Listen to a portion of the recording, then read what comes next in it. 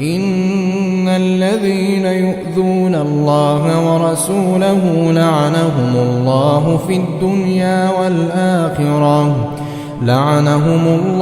في الدنيا والآخرة وأعد لهم عذابا مهينا.